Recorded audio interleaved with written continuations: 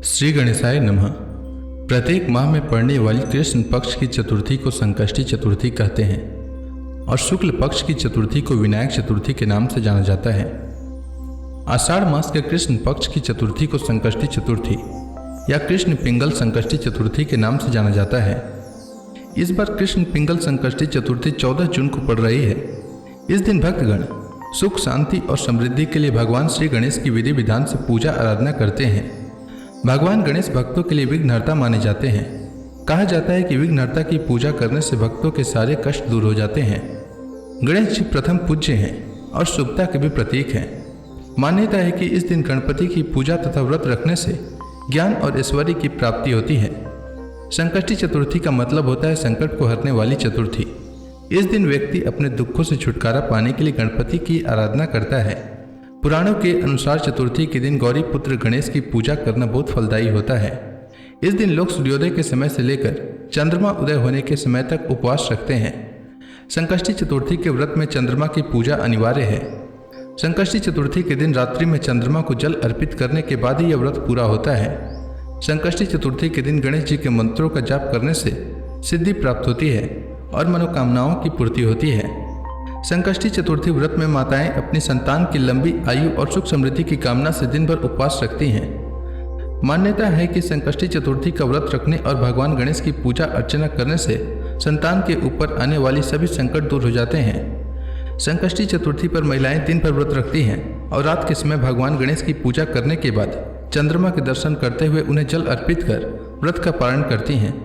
आइए जानते हैं आषाढ़ मास में पड़ने वाली संकष्टी चतुर्थी की शुभ मुहूर्त और पूजा विधि के बारे में।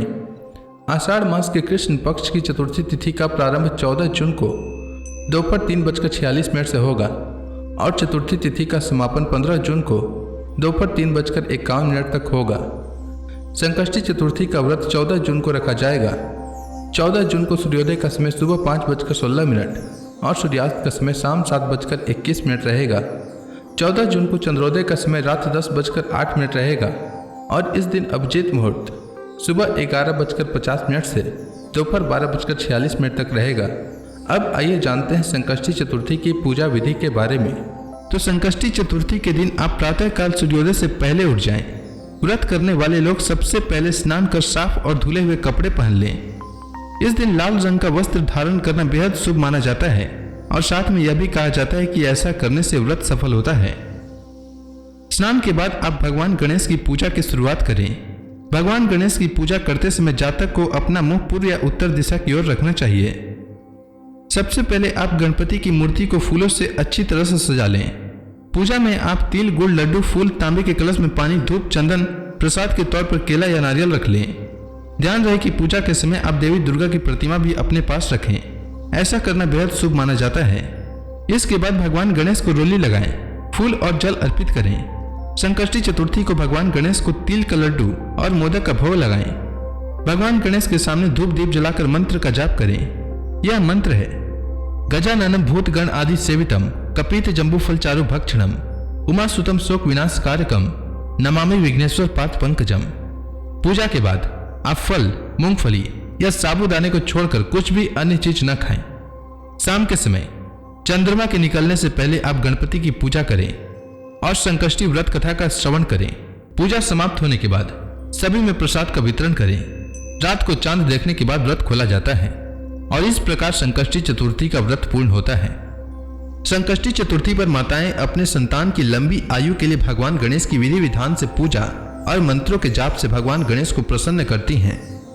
गणपति बप्पा जब प्रसन्न होते हैं तो फिर कोई भी इच्छा अपूर्ण नहीं रहती है। ऐसे में संकष्टी चतुर्थी के दिन गणेश मंत्रों का जाप अवश्य करना चाहिए। तो आज मैं आपको गणेश भगवान के कुछ मंत्र बता रहा हूं, जिसे आप पूजा के समय इनका जाप कर भगवान गणेश को प्रसन्न कर सकते हैं।